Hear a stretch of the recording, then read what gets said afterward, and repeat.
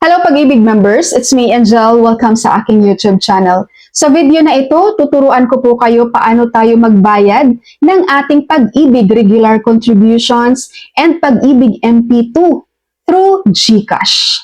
So itong pagbabayad natin sa GCash guys, para lang po ito sa mga voluntary member, okay?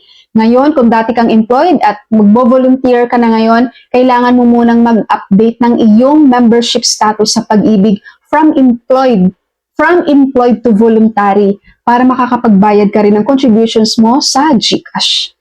Okay, so unahin po natin ang Pag-ibig regular savings na contributions kung paano natin to bayaran sa GCash.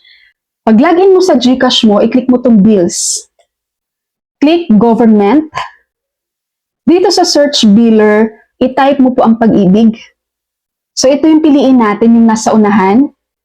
And then dito, mag-i-input tayo ng amount. Ang minimum amount for voluntary is 200 pesos, no? So, i-click natin tong, mag-input tayo ng amount dyan sa taas. And then, type is members contributions. I-input natin ang ating Pag-ibig account number. And then, dito sa period from, kung anong buwan, and to period covered to. So, for example, yung sa akin, guys, ang nilagay kong amount is 800 pesos. For 2 months yan.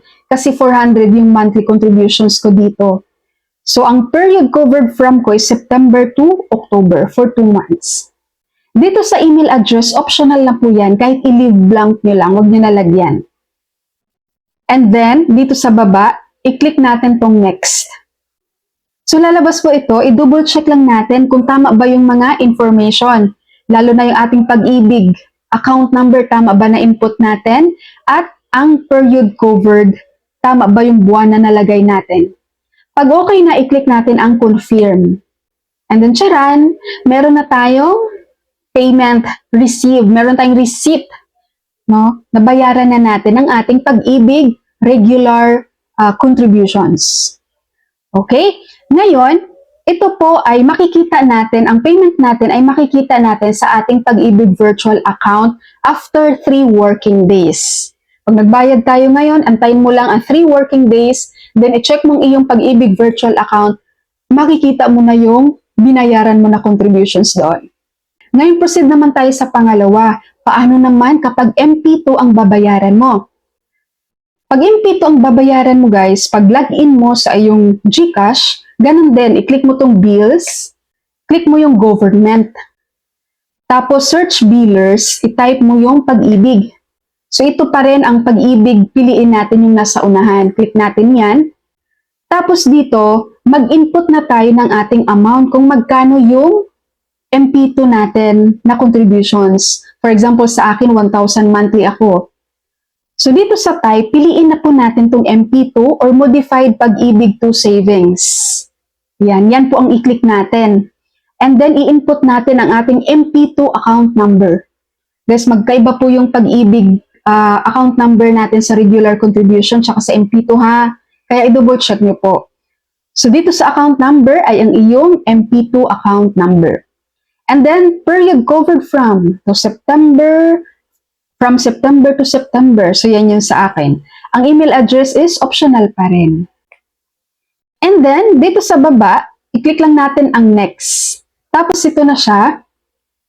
Bago natin i-click ang confirm, double check mo muna guys kung tama tong mga na-input mong details. Kasi baka mamaya malito ka na. No? I-input mo pa rin regular contributions sa MP2 na yung babayaran mo. So, you have to double check yung type of payment. Dapat makikita mo dyan MP2. Tapos, ang iyong period covered, and then ang iyong account number sa MP2, dapat tama yan. Okay, pag tama naman lahat, i-click mo ang confirm. Tapos, ayun na, meron na tayong receipt sa ating Pag-ibig MP2 contributions. And after 3 days, 3 working days, guys, i-check mo rin ang iyong Pag-ibig virtual account. Under sa MP2 mo na records, makikita mo rin ang binabayaran mo doon. Diba? Hassle-free kapag ganito yung gagawin nyo guys. And kapag meron kayong Pag-ibig virtual account. Kasi matatahimik kayo, ay posted yung aking mga binabayaran na contributions. Alright, Pag-ibig members? So yun lang po ang aking video for today. Thank you so much for watching everyone. God bless you all.